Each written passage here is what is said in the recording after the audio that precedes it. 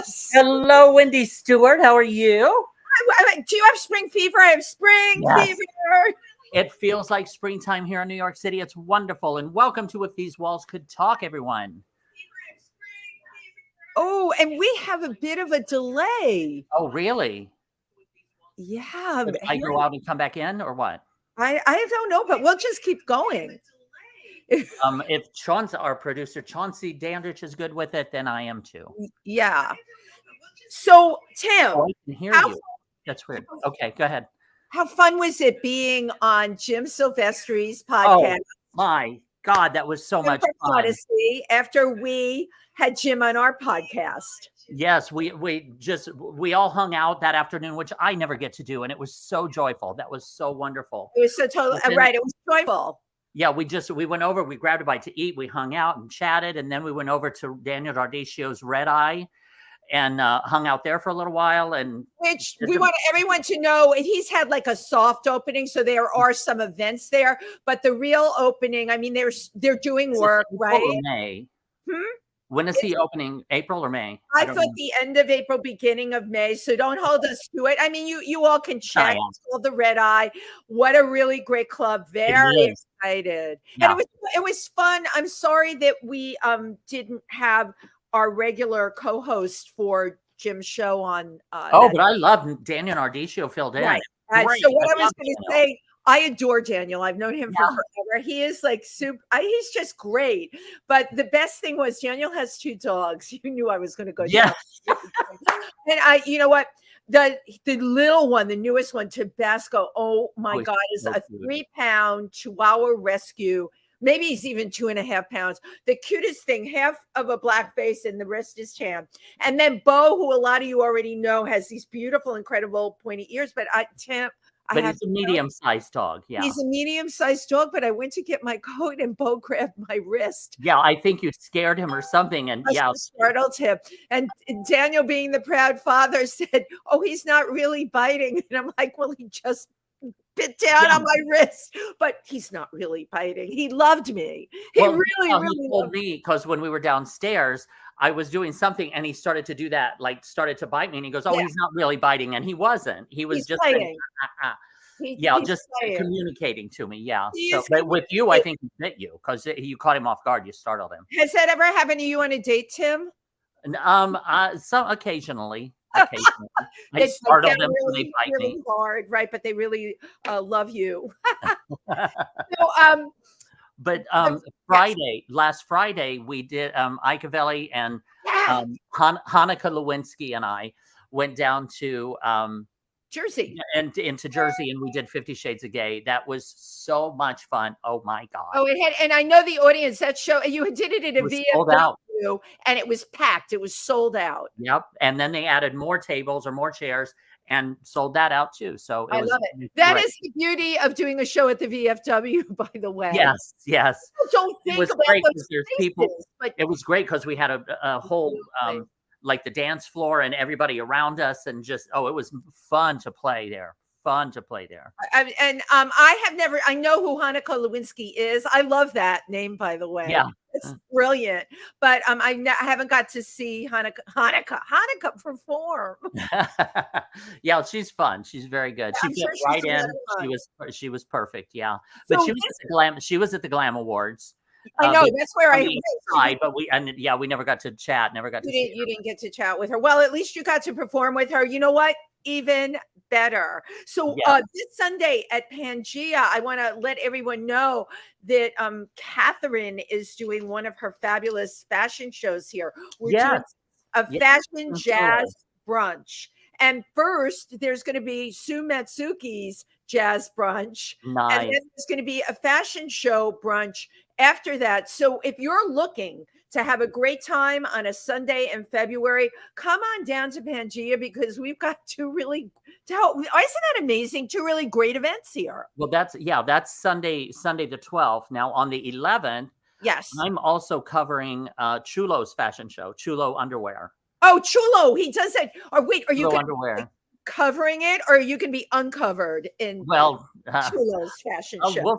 We'll see how the night works out. We're just gonna go for it. And Saturday night at PANGEA is our dear friend Brian Alejandro. Yes. Or Lord Brian, as we call him. He really is a lord, and he is performing here on Saturday night, and there's still tickets available. So again, you can have an incredible weekend. Now, speaking of performances at PANGEA, how was last night? Tell us about last night. So David Sabella performs as Amanda.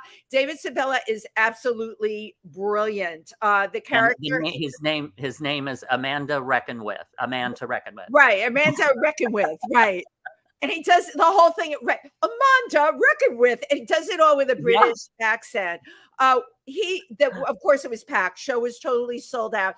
Amazed me. I ran into people I haven't seen in ages there. I'm like, how did everybody know about David Sabella? I had heard his name, had no idea what he did. This is why, ladies and gentlemen, you have to get out there and go to theater. I mean, why the heck are we living in New York unless we're going to do that? And if you're here as a tourist, come to off Broadway. We have incredible cabaret. He was absolutely brilliant. This man has a background as an opera singer, and he uses it in his character. His stand-up comedy within the character is brilliant. And I told him, Tim Moss said hello, and he said, "Oh, Tim, I love him." I love David. I love it. Tim. But David was also on Broadway. He was originally in Chicago. He was in Chicago originally, right? So his and now he's going to be touring. He's going to London after the 17th of April, and prior to that, we are having Amanda's show. Amanda's show, yes. Okay. So he is going there to do the show. Nice. He's going to South America as well, but we are snagging him before he leaves the country in April. He will be on this show if these walls could talk. So please make sure that you stay tuned for that. Absolutely. Now, speaking of staying, go ahead. Yes, I have one more. Like, I'm going to jump into this. Don't forget to get your tickets for the Imperial Court of New York Night of 1,000 Gowns, April 1st. One of the most stellar events. We have the Assassins performing. We have Broadway performers there. We have, oh my God, we just had him on the show too. Darius. No, what's his name? Oh, what is it? Damien. Damien. Yeah, I'm sorry. I was thinking Darius. Right. It's like, oh God, Tim and I together make half a brain, but we're doing the best. We have a lot on our minds. But we do get there eventually. We get there eventually. We have a lot on our minds. We were talking about how much Madonna must have on our minds all the time. Yeah. My God, she's so busy. All right, that's it for shameless plugs. Yes. I would like to thank everyone for tuning into If These Walls Could Talk with your hosts, Wendy Stuart and Tim Moss. And we will be right back with our incredible guest, Jamie Marie Hannigan. So our guest today is, first of all, she walked in and I'm like, oh my God, you're gorgeous. But I expected she would be gorgeous. She's performed with the Backstreet Boys, Cyndi Lauper, James Gandolfini, worked in theater and film and TV. But I think what I love that's so impressive about her, she does this incredible show. And it is going to be tomorrow night. It's once a month at Stonewall. It's called the Velvet Stardust Show. It moves, it shakes. As she describes herself, a mover, a shaker, a magic maker. Without further ado, let me introduce to you Jamie Marie Hannigan. Come on down. Yay. Hello. How are you? I'm doing well. How are you? Well, I just realized. So I told you I was dyslexic. So I'm getting. Oh, you need to move. Yeah. There you go. A little more. Move in a little more because I want to see you. You're okay. Gorgeous. Yeah, because you're fabulous. Right. Good. Just a little closer to Wendy. A little right in the middle. We're right in the middle, Tim. We're a little closer to Wendy, and then you'll be perfect. Come a little closer to me. Yeah, and I'm COVID free. Voila! There you go. So I said Hannigan. I have Hannigan on the brain from what was that? Annie, Mrs. Hannigan. Yeah. It's Harrigan, but Harrigan's a good Irish name. It is. I'll take it. As long as it's an Irish name. It has to be an Irish name. Good for you. Be true blue to the end. So how long have you been doing the Velvet Stardust Show? So we came up on our 1-year anniversary actually last week. Wow. Oh, good. Oh, that is really exciting. reading about the show, I want you to tell our audience all the components that are involved. There's a lot. There is a lot. There is a lot because it was born of my brain, which also has a lot in it. Your brain birthed it. Your brain with all those things in it birthed and all the it, glitter and everything. Just So it's a live band show. Depending on the venue, we have a 4 or 5 piece band. We have some killer vocalists, and we have about 4 to 6 dancers and flow artists. Wow. Yeah. What's a flow artist? So flow arts is basically using dance as well as props. So they use, well, we don't do fire at Stonewall, but they can use fire, silk fans, lights, all kinds of different things. It's like a visual feast. It is a visual and audio I'm feast. Stealing it. You can, because I like Movement Maker and Magic Maker for you. When I was doing your promotion, I'm like, oh, I'm taking that. I did credit you in it, though. I always credit when I steal. But how very, very exciting. What is the reaction of your audience to this? Did they get up and dance? Or so? It's really cool because this show, I think, appeals to everyone. Everybody always says, what's your demographic? And I'm like, you know what? I know, like, business-wise, you're supposed to know your demographic. And I'm like, you know what's great about this? We don't have one because it just appeals to everybody. I love it. Nice. And that's what you want, right? You don't want to have to zone in on a certain demographic. That works sometimes for marketing, but we love that we're touching everyone. Right. Mm-hmm. No, also for you today, because you rock out. I wore my rock and roll shirt. Yes, I love it. Who's on the shirt? I can't see. I don't know. It's just rock and roll. It says, right, Tim? It's all rock and roll to you. So, what made you decide you needed to do this show? So I love telling this story because it's very much how I do a lot of things. We were 2 weeks out from a date of a friend of mine, Lee. He owns a venue called Crossroads in Garwood, New Jersey. Okay. And he, I often say to him, hey, Lee, do you have an open date? And I'm the brave one who takes the very last minute open date and just makes it work. And so I was sitting there with Lee and I said, you know what? I think I'm going to pull the trigger on this show that I've been wanting to do for forever. And he's like, what is it? And I was like, it's a rock and roll burlesque show. And he kind of just looked at me and was like, all right. I mean, who's going to say no, really? Right. To that? Yes. And then, we did it. We did it in a snowstorm, packed the place out.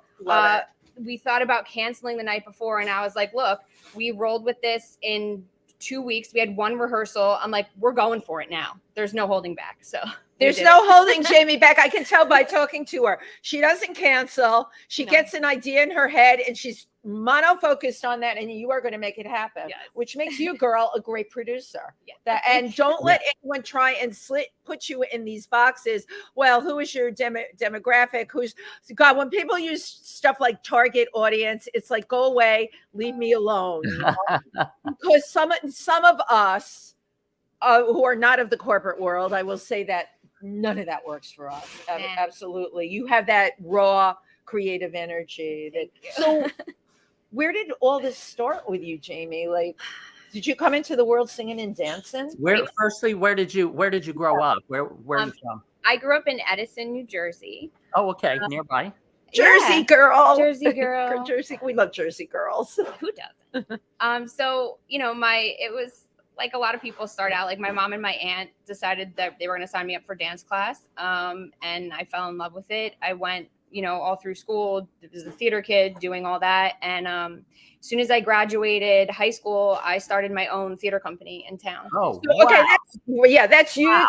That's very impressive because very telling. Very telling of your personality too. Yeah. Tim, like, what were you like at 17 or 18? 17, I don't know. I think I was smoking weed. And I was like, she was starting her own company. I was like hanging out on the stoop in the Bronx. So that alone is very impressive. Considering a lot of kids that grew up like you did, talented, right? the first thing they want to do is, oh, I'm going to get out there. I'm going to get an agent, a manager. I'm going to start auditioning. It is interesting that you wanted to start your own company. It was interesting. And it was a little bit of back and forth with me for a while because I did start my own company. So I was working through just like the local rec program. And I started the first ever theater program in my town, like the recreation center theater program. Built up a clientele and opened up my own performing arts school at 21. Wow. Yeah. Wow. Wow. What was the name of your school? It was called Stage Stars. Stage Stars. Nice. And now that was for musical theater? Yeah. So what I did was I did it on an audition-based program. So the kids would come in and they wouldn't just be able to sign up for like 1 or 2 classes. They would kind of sign up for a week's worth of activities. So we did creative writing. We did, we taught them about how to build sets, and it was kind of like an all-inclusive program. Their mothers must have loved you. That's still up in the air. what would it be? Excuse me, as a mom, there's no downside to that. Look what you were doing with the kids. I think I fostered the love for this, and a lot of them grew up and this is what they chose to do, with their lives too. Right. Oh, so it's your fault that they're in the arts. I'm to blame. It's always my fault. Blame Jamie that these No, but that's so wonderful that you took that initiative and actually did it, because you actually changed these kids' lives. You offered them something that they were not, and now especially that so many of the schools have taken arts out of their curriculum. And that is actually the point, right? So many of the schools, the public schools, have taken arts out, and all of these budget cuts. To have somebody like you come along and be able to offer that it's really, really something. Like what shows did you do, like in school, maybe that made you want to start your own production company? So I was really blessed. I might get teary-eyed now, but it's okay. Everybody cries with us. We cry. Yeah. We knew it was going to happen eventually. We just early, right? So I had a great theater director in high school. His name was Gordon, and he passed away a couple years ago now. But he my first year we did a musical review of just all Broadway shows and stuff. I love those. And I was lucky. We chose that high school because they had that program. Wow. And he just really did something special. And what I did with my students later is kind of what he did with me. He taught us, he made sure we were so well-rounded in the industry.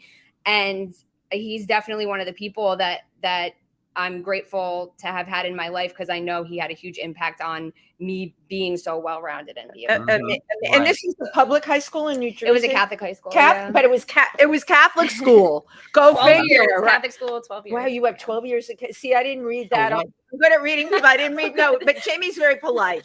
She is. She knows. But what shows did you do there? We did Crazy for You. We did Anything Goes. We Porter. did Fair Lady.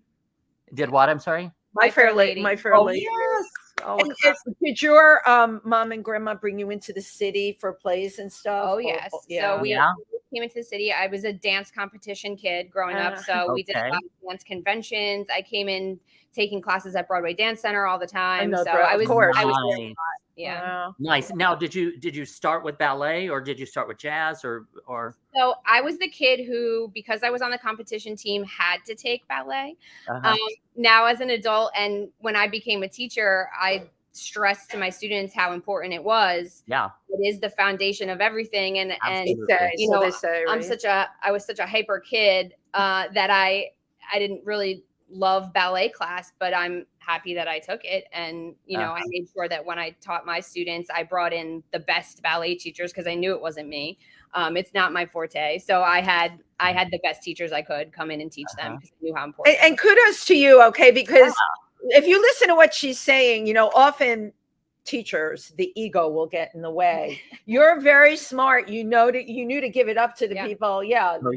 Where your limitations are. Right, so your limitations. You were cool with it. That's so important. And I tell people that all the time. I look at people and people who are out there doing it, and I give them the utmost respect, because they're doing things and they're brave. But it's also like, I think it's very important to know what you excel at and what you maybe need to work on a little bit more. Yeah. And just backing up to what you were saying about the well-rounded, teaching all aspects of theater, because I've worked with some actors that have only acted. They walk in and have this attitude of, well, just do the sets and do this and to do that, and not realizing the amount of work and everything that it takes to do the sets and the sound and the lights and so that they can walk on stage and look good. Absolutely. They don't. I love that approach. Yeah. Well, and because of you, that's what you laid down to your kids. And Tim, to your point, I don't know why actors do get like so pigeonholed, right? I'm only doing this or I'm only doing that. And it used to be, I only do theater or I only do film and TV, right? Or I'm a commercial actor. I think a lot of that's changing. And I like to believe that people like you have been instrumental in, having that happen for anyone who's coming up right now. So you started out, well, firstly, I just want to say thank you everyone for tuning into If These Walls Could Talk with your hosts, Wendy Stuart and Tym Moss, and our wonderful and gorgeous guests, Jamie Marie Hannigan. Sorry. We are well, I've got 3 names now. I'll take them all. Isn't that great? And okay. She said on social media, I know you only have Jamie Marie. I said it's easier. Okay. Yeah. So please tell us we're not the only one that. No, I'm known for butchering names unless it's Smith. I butcher it. So you started off in theater, which is the basis for acting anyway. That's a great place to start. But then you've done television, you've done music videos, right? Or was it a music video? Oh. Yeah, music videos and bands and television and theater and film. And can you give us a little progression of that path? How you did all that? So circling back to what Wendy said earlier about, it's interesting you opened up your own business first instead of auditioning and doing all that stuff. I did start to, when I had my studio for a couple of years, try to go on some auditions. It was hard because, it was a small studio and I loved what I did and I didn't want to give it up. And I had people tell me, if you want to be in the audition circuit full time, you can't be doing this. They weren't wrong. So I said, you know what, I'm going to do both. I'm going to figure it out. And so what I ended up doing is I would go on auditions and I found myself, and they tell you not to do this, but again, I don't really listen. I did a lot of featured extra work on shows. Right. If you ever want, the leads, you can't do that. It's so bad. You're creating a name for yourself as an extra. And I thought, whatever, I'm going to do it. Right. And I'm so glad that I did, because I just got dropped into these really fabulous situations by accident. On set, and I would be put in these really cool scenes. I was standing next to Woody Allen, for, literally this close while he directed the scene I was in. And it's like, I may not have had that opportunity. I got to work with Kristen Stewart. We had a nice conversation. There's all these and not names aren't important, but I'm glad that I had those experiences. Oh, cool. Well, I can almost guarantee that you and I are very similar, and Wendy, we're all very similar in the respect that put us on the set, we will observe and learn. That's how I learn on the job. Right. And I observe, the star of the film or whatever, and watch how they do that and how they create. And, I learned so much more from actually being on a movie set than I ever did in the classroom. Mm-hmm. Well, it's called using the opportunity that's ahead, put on your plate. Absolutely. For you. But having Woody Allen right there and Kristen Stewart, and I'm surprised Woody Allen didn't even alive. I'm sorry, but you would learn from them, and just watching and observing. Did he Woody Allen? How did he talk to you? Was he like? He was okay. He was just very. It was a little bit of a fluster for everyone, I think, that day in that scene. Was the thing with Sun Yi going on then? Do you know? No, that was prior. Okay, it was before Sun Yi. She could have been before Sun Yi. That's a good hashtag. I love you, Jamie. You are very quick. That's exactly hashtag before Sun Yi. That's it. We're using it. I can't believe there's not one drag queen that has been like, there will be now. Sun Yi. Yeah. Come on, that's a great drag name. It's interesting what you said about extra work, because like you, when I started out, I was told that too. I did it for whatever money I could. After a while, when you're in this business a while, it's really bad to do because you won't get sent out for those opportunities. And in my case, it was like a 2 a.m. shoot. Yeah. And the movie was Stone Pillow with Lucille Ball. All right. And they had a bus, they had us all on. And it was 2 a.m. I remember I wore fur in those days because I wasn't like such a big animal advocate.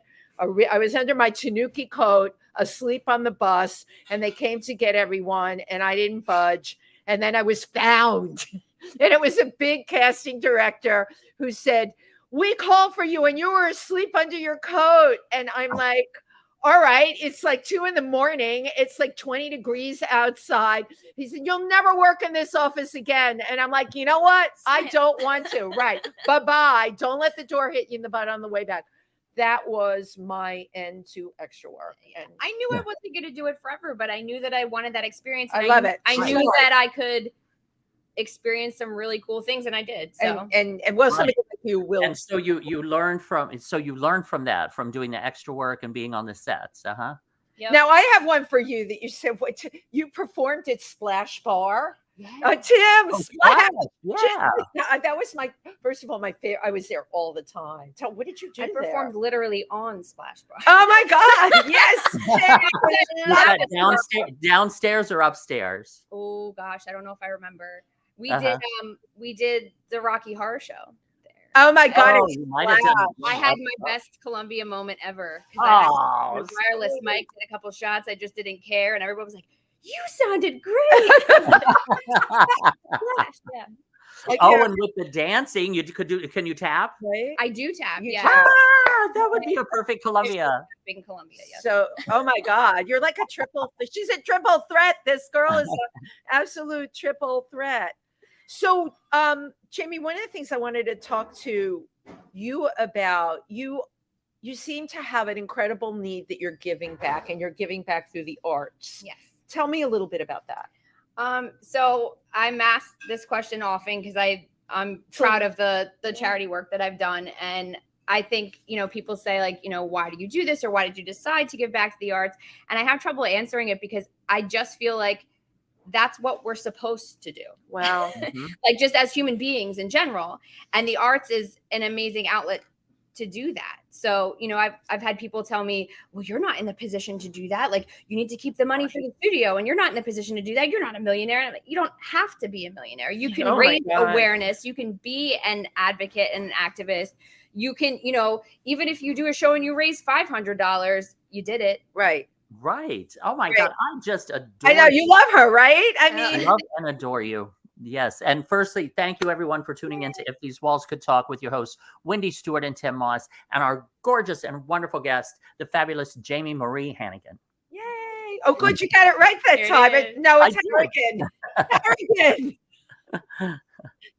Tim, it's Harrigan, not Hannigan. Oh, Harrigan. It says Hannigan on the thing. I am so sorry. Is it okay? I'm calling you Jamie Marie. Jamie Marie. Yes. So Jamie Marie with our guest Jamie Marie. How about that? Jamie Marie and Tym Moss. Okay. Yeah. When you've worked with homeless, you've worked with underserved communities with kids. Yes. If you can think of an experience, a unique experience that made you feel it was all worthwhile, it had to be something that.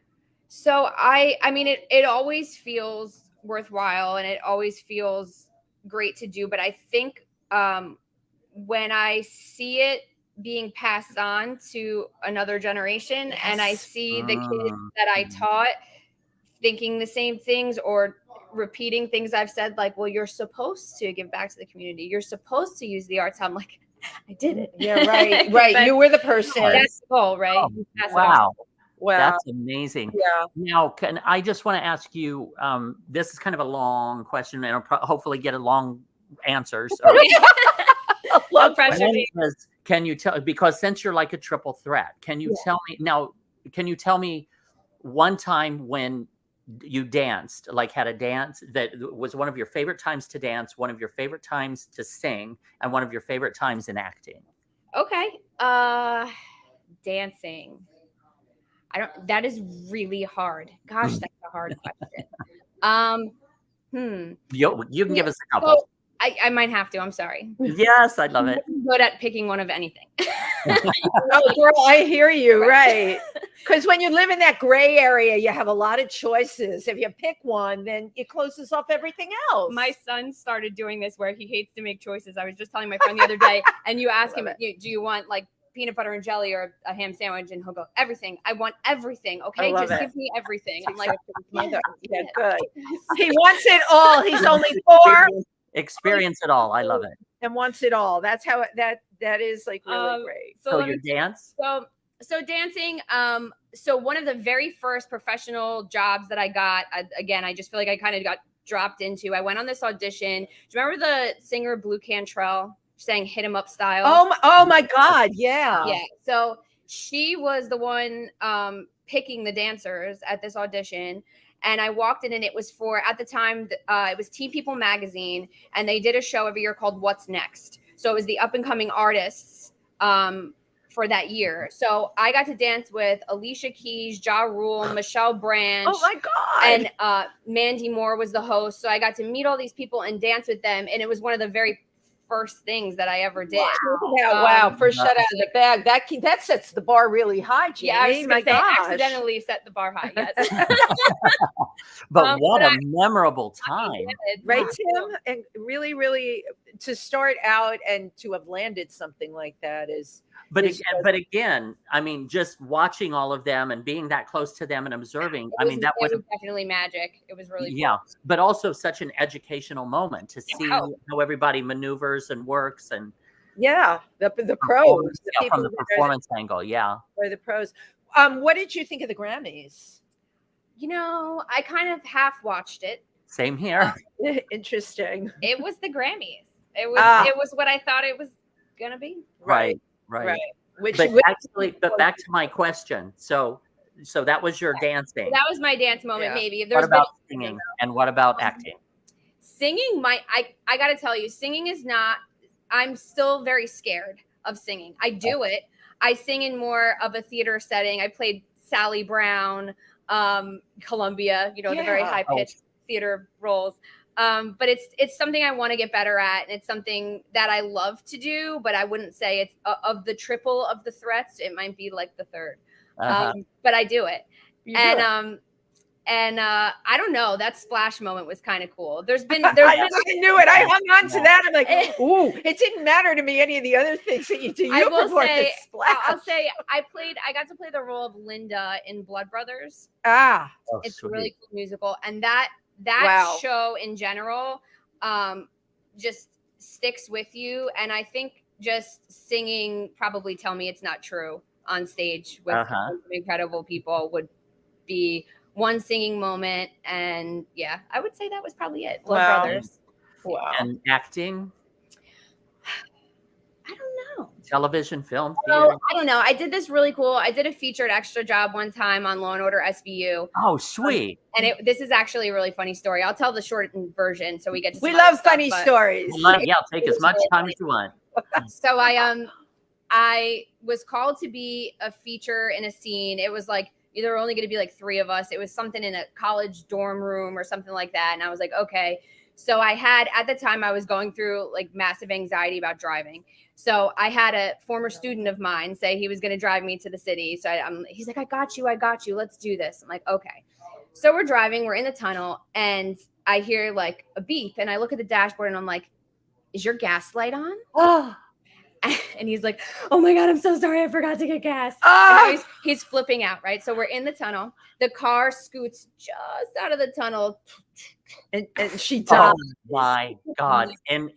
Right by Port Authority there. Thank God. I know exactly where that is. So, it's crazy. You come out of that tunnel and there's cars going everywhere. The lanes are like. And I'm dressed like God knows what, because I'm supposed to be this like, girl in a college dorm room. So it's like 30 below, it's 30 below zero. I'm in this like really short skirt and leather boots and like this jacket. And I'm like, oh my goodness. So and the hair teased up and a little bit. He gets into the car, he's having a fit, right? and all these truckers are coming over trying to calm him down. And I looked at him and I grabbed him and I said, I'm going to get gasoline.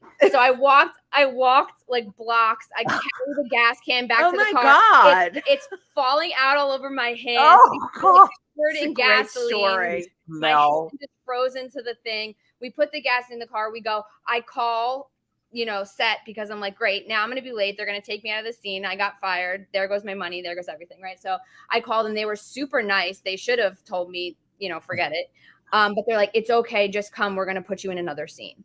So now I'm like, I love that. Which how cool. You don't, I mean, right. I got lucky. Absolutely. Right. Here. Right. So we get there. I walk in. They're like, we're going to put you in this other scene. I'm like, okay. So now I reek of gasoline. You're dressed like a hooker. I'm dressed like a hooker who reeks of gasoline. Yes. Right. A hooker at a gas station. And I'm like, it would be really great if something cool happened, because this has really been a hell of a day. So it did, and they sat me right up front with all the main characters or whatever, and it was just a really cool scene to shoot, and everyone was awesome, and it was just a great day. Like, you saw me on camera, whatever, but it's just a funny story. But it worked. You know what I'm most impressed with, though, Tim? She and I are so different. I'm definitely like a New York girl. I would have been out of that car, but bye, buddy, and hailed a cab. Hailed a cab. No, you have such integrity. You really do. I would have hailed that cab and been, Mama got a job to do. Yeah. I love you went and hauled the gasoline. I mean, yes, that's impressive. Right in her outfit. Yes. I can adapt. I can adjust. I can get what has to be done. Well, you know what, Jamie, you're telling of this story really makes me understand why you're such a good producer. You are completely responsible. You have integrity, and you are going to get the job done no matter what. Absolutely. And you're not going to let anything stop you. Absolutely. And thank you, everyone, for tuning in to If These Walls Could Talk with your hosts, Wendy Stuart and Tym Moss, and our wonderful and glorious guest, the fabulous Jamie Marie. Yay! Oh, Tim, can we play the clip? I want to see the clip. I was going to say yes. And so you have a clip. Can you tell us a little bit about this that we're going to watch the video? So actually tomorrow night, we have an incredible show happening at the Stonewall Inn, which we are just so honored to perform at. I called it when we started doing that. It'll actually be our 1-year anniversary there in April. Wow. So we're so honored to be there, and it's such a cool place. And you can feel the love when you walk in the door. I agree. And so we are doing the Velvet Stardust Rock Show tomorrow night, which is the rock and roll burlesque show at the Stonewall Inn at 7 p.m. So this is just a little promo clip that we have of the show. Excellent.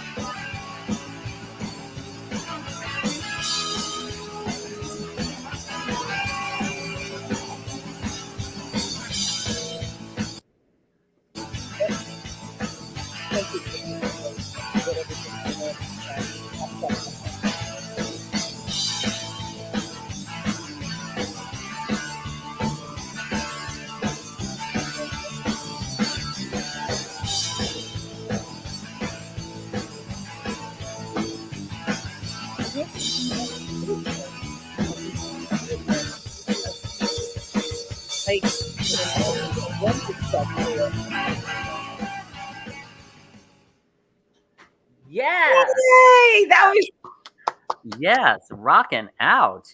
So now that is the Velvet Stardust Rock Show, right? At 7 o'clock tomorrow night at Stonewall. Yes, everybody come out and see us. Yep. So I was just telling Wendy earlier, it's a really cool show. It's a lot of fun. There's a lot happening. We do it at small, intimate venues like the Stonewall Inn, and then we do it on larger theater stages. We're playing the Mock Chunk Opera House in Jim Thorpe, Pennsylvania. Oh my God, I know Jim Thorpe. Yeah, what a great little town. It really is. Love it. Right. When are you doing that? In April. That end of April. Yeah. Sweet. So I was just telling her, we go into rehearsals every month. Sometimes we have 3 or 4 or 5 shows in one weekend at all different size venues. So I'm really proud of this cast. And we just adjust to wherever. I was going to say, to be able to adapt. Yeah. Mm-hmm. Absolutely. So some of the things that you've done included, I love this, you directed a show. And the show was called Mary Howling Queen of the Crazy Ones. Yes. What was that? What was that show? So I have a dear friend who's a playwright, and he wrote this show about bullying. And so I played Mary, and she was a girl who was bullied in school. And this was about the way her mind worked and her imaginary friends and the things that she did to get herself through. It was just a great experience. And I think it's a really great show. We're going to start doing it at schools and stuff. It's a really great way to connect with kids and have them look at it through a different scope. Yeah. Somebody like you aware that that's happening. I love your give back. I love you wanting to use the arts in that way. And I look at you, and you don't look like the type of person that would be bullied. You know, you come you come across completely together. So so you were, and you have a sensitivity that other children are not going to go through this. Yeah, and I just think you know, I think about my son. I think about all the students I've had, and I'm so lucky that I'm surrounded by a group of friends and colleagues who have also, you know, gone through things like that and can use the arts to, you know, tell the younger generation that's up and coming in the arts that, you know, this is how we're going to get through it, and we're going to do it together. Right. I love it. Now, yeah, go ahead, Tim. I have a question. Are you in LGBT community? Yes. Yes, that's what I thought. You were married to writer Sharon Del Rocco, correct? Yeah. Can you tell us about Sharon a little bit? Yeah, so she's a writer. We've been together for quite a few years, and we have a son, Nico. And I love that. He's gonna I taught him how to rhinestone a hat yesterday. That's all he needs to know. That's all he needs to know. He said, "Mama, I help you," and I was like, "Sure, bud." But you know, we're doing this right. So he figured it out, and he goes, "It's beautiful." I was like, "Yes, good." And that is a skill every 4-year-old does need. Absolutely, dexterity with their hands and their creativity. Well, creativity, absolutely, right, and appreciation of beauty, and no matter the gender or sexual preference. And if he gets bullied, then you know, he can go to school and say, "But I know how to rhinestone a hat." Right. Yes. Well, thank you for tuning into If These Walls Could Talk with your hosts, Wendy Stuart and Tym Moss, and our beautiful and special guest, the wonderful Jamie Marie. Yay. Now, can you tell everybody how they can find you or how to keep in touch with you? Sure. So you can find me on Instagram. It's at Jamie Marie Star. Not because I think I'm a star, but because I love stars. I have to clarify that. Because everybody's like, "Is that really your Instagram handle?" I'm like, "Yeah." Oh, excuse me. You know the some people's handles. Are you kidding me? That's like, I just like stars. I have them. You tattooed do. I love it. All my shows are branded with the name Star in them somewhere. So. Well, but again, that's a reflection of who you are. You are a star. So thank you. Accept it. Accept it. I just think you're pretty. I like sparkly things. That's because you're on Instagram. Where else can we find? The shows have their own websites too, right? They do. So you can find me on Instagram. The Velvet Stardust Rock Show, which is the one that we're touring with right now, is at Velvet Stardust Rock. Facebook, Instagram, all over. And we're just starting a new show. It's called the Starlight Jazz Show, which is really cool. Nice. Along the same lines, live band, jazz and Broadway music, and dancers. So that would be cool. Oh, sweet. I cannot wait to see that. How cool is that, right? So for kids out there or anybody out there that wants to get in the arts, what would you, any advice that you would give them? Do it for sure. Do it if you're thinking about it. And I think, like we said earlier, just giving yourself every possible experience that you can and not worrying about what people tell you you should do or shouldn't do. Because you never know what can come out of a situation. Absolutely. And you never know the connections that you make. You never know, I've been on so many sets where I meet somebody and then I do something else with them, and I like to keep the same people around. Once you meet good people, you want to hold them close. We all feel that way. So if you're out there and you go out there and you're a good person, it's gonna work out for you. So just as much experience as you could get. Yeah, I agree 100%. What do you I just want to ask her what do you tell them about rejection? Because obviously doing what you're doing, you've thrown yourself against the wall many times. Yes. Oh yeah. How do you tell them about rejection and how to deal with that? Well, being a very sensitive soul like myself and like most artists, it took me a little bit to get there. But again, I go back to that experience in high school with the theater director who was not ginger in his approach to telling you what needed to be done. And I'm grateful for that. And, the first few auditions I went on when I was, in my late teens, early 20s, they say funny things. Like I auditioned for something where I was supposed to, I guess we were like chimney sweeps, and they were like, sorry, you're too pretty. And I got cut. And then I've been on auditions where they're like, you're not pretty enough. Pretty enough. Yeah. You're not tall enough. You're not short enough. You're not. So it's not, you can't take it as an insult. Absolutely. It's just being on the other side of it, again, having that experience, and me being a producer, a director, someone who does casting all the time. I do casting for things. It's like, it's not personal. It's just these are the parameters. This is what we need. This is what the call says. And sorry, you're not it today. Thank you so much. And Tim, who wants to look like a chimney sweep anyway? Yeah. Oh my goodness. Jamie Marie, thank you so very much. Absolutely wonderful. I loved getting to hang out and chat with you for a little while. This was wonderful. Thank you, guys. It was so nice to meet you. And again, thank you for tuning into If These Walls Could Talk. Come to the Velvet Stardust Rock Show at the Stonewall Inn. Yay! Thursday night. Tomorrow. Bye-bye.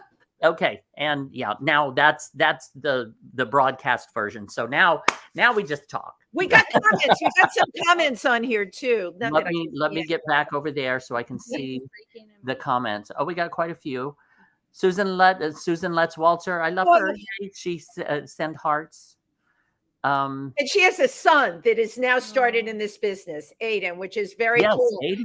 He did a couple of showcases at Don't Tell Mama. And he's a very talented. And they live in Delaware, and he's done some shows in there. And so he's starting to get some work, but I love watching him grow into it. Yeah. So cool. Yeah. Very cool. Suze, a designer friend of ours from Massachusetts. She's yes. I think they reached out to me on Facebook. Hi. Yeah. Oh, Suze. Yeah. She's amazing. Amazing. She's great. OHG says, let's go. My longtime friend. Yeah. Hi, Chris. And OHG also says, is that Chris? That's Chris. Yeah. Okay. Hi, Chris. And Chris also says in capital letters, she's freaking amazing. So are you, my darling. Right. And you're a rock star. Chris is like, hi, Chris. Thank you. Robert Owen says, hi, Wendy, Tim, and Jamie. Hey, Robert. Thank you for tuning in. Jamie Marie, you are a native New Yorker? ? Well, you're from New Jersey, but you came into New York a lot. Yeah. You grew up in the New York. I consider that growing up in the New York area, the metropolitan area. Yeah. Evan Lawrence says, happy Wednesday. We love Evan Lawrence. Hey. Great designer too. He's a designer as well. Oh, I think this is referring to the gasoline hand. Robert Owen says it's a good thing you didn't have to shoot a smoking scene with the cigarette. So funny. That was part of the story I left out for the abridged version, but they did come up to one of the main characters with a hairspray can right next to me. I was like, oh my God, that is the best story ever. My God, this is how I'm going. Funny, Robert. I love that he said that. That's great. Saint Evie says, great interview. Loved it. Thank you, Saint Evie. And Sue says, I love you all. OHG says, you are a rock star. And you are. You are already. Well, you're a variety of stars, definitely. Yeah. I love that. I love that. Yeah. I love that thirst for different for theater and film and just to entertain. Right. Absolutely. Right.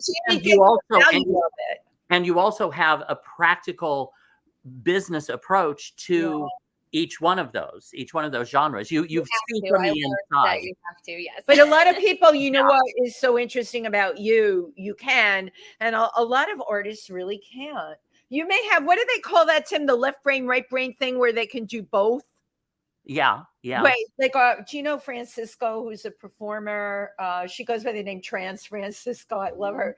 She is an accountant and a financial planner, and does movies, and paints and sculpture, and that's really cool. So, and Fran explained to me about the left brain, right brain thing. So you probably have that going on. You know, maybe you're not a financial planner, but you know Certainly what? Not. You're running your own business from the time you graduated high school. Right.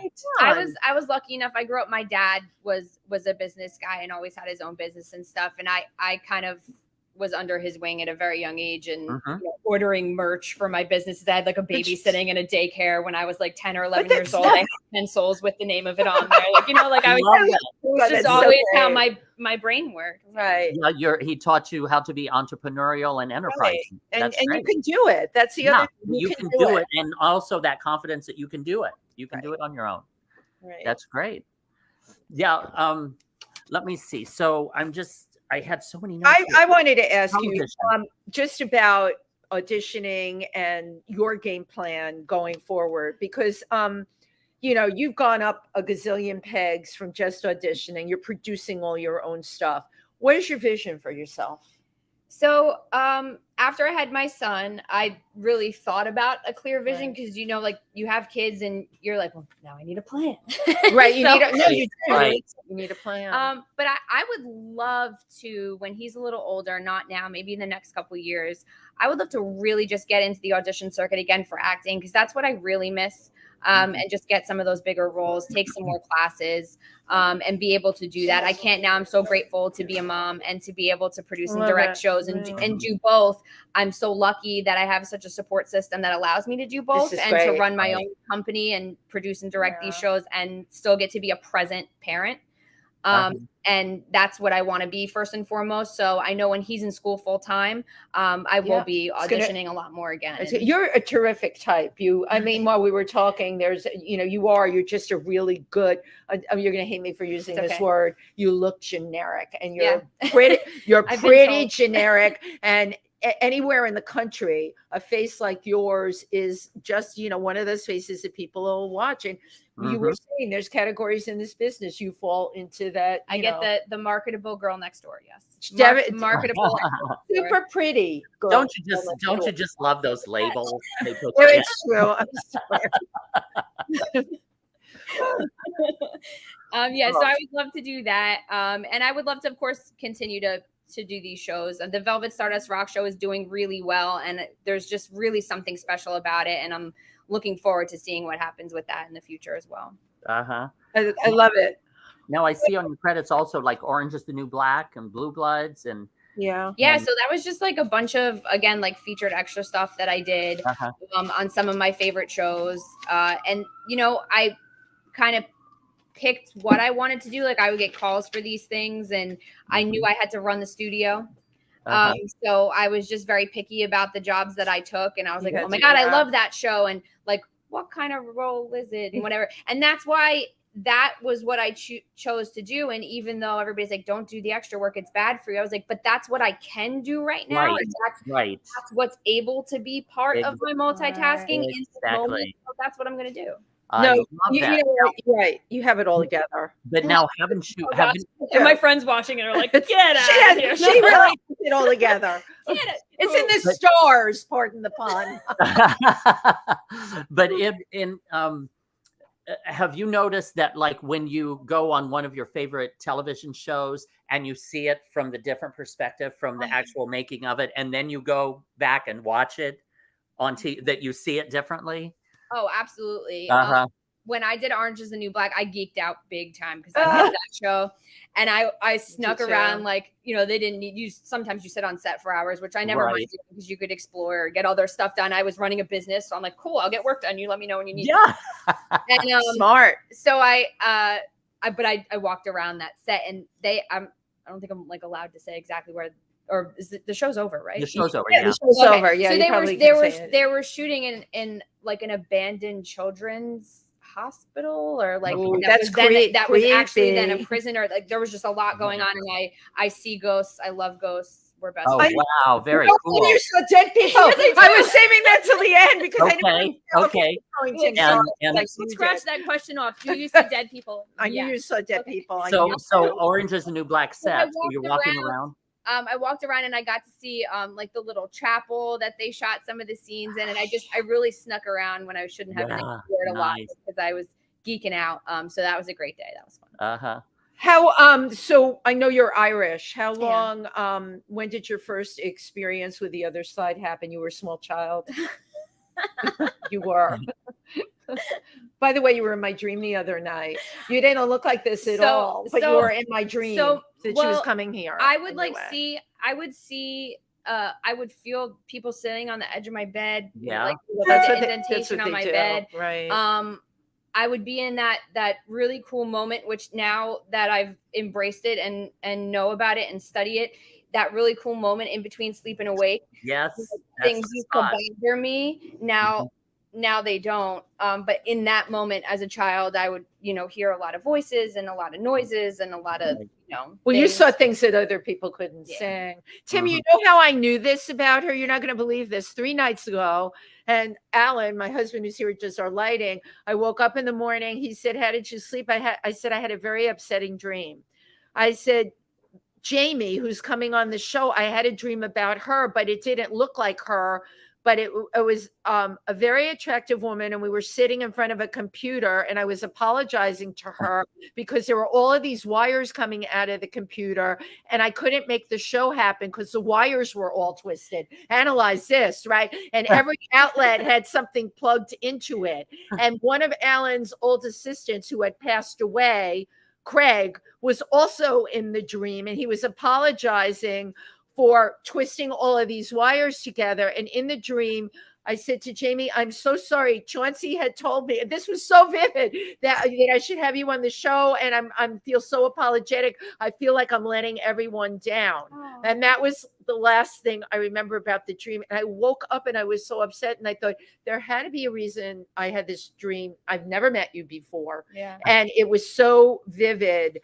But sometimes when you connect with somebody on a very psychic level, you can't always explain what it is, but they'll appear in your dreams. And she did, which was so weird. I was going to say, smell like gasoline. No, she was right. Yeah, but there's a lot to unpack from that dream. Oh my God, the wires and the outlets and the twisting, things were twisted. And everything was confused. So yeah, that is like super symbolic. So you were saying thinking about getting back into audition. Like, what do you see or feel for the future for coming up? I would love to get into acting again, as much as I love television or film, or because theater takes so much time. Television and film. I love theater, and I love dance, and I love what I'm doing, and it will always be a passion of mine, and I will always be involved in it. But I would really like to just be one of those people that somebody's like, oh, they look me up, and they're like, oh, she didn't really kick off her acting career until she was like this old. Right. Look at her go. That's my vision right now. Good. I love it. Good. No, you totally, you have your vision. Another question for you, as far as acting goes. Do you have a preference? You said, well, again, like theater is good, but do you prefer television or film, or are they both about the same for you? I love them both. I think I do too. Yeah. Something really cool about television. I love film, obviously. But I like television in the sense where like the different episodes come together in a different way. Like you sit down and you watch a film, and you may or may not know how it's going to end, or you could venture your guesses throughout it. But with the television, I think there's always some extra surprises, and I love to sit down and watch a new series and just think about what I thought was going to happen. Oh, that's cool. And then kind of it takes you somewhere else. Well, right. The good show does. But some of that is the director in you too. Yeah, probably. Like you think about the choice that director made. Now, another question. which do you prefer between like drama and comedy?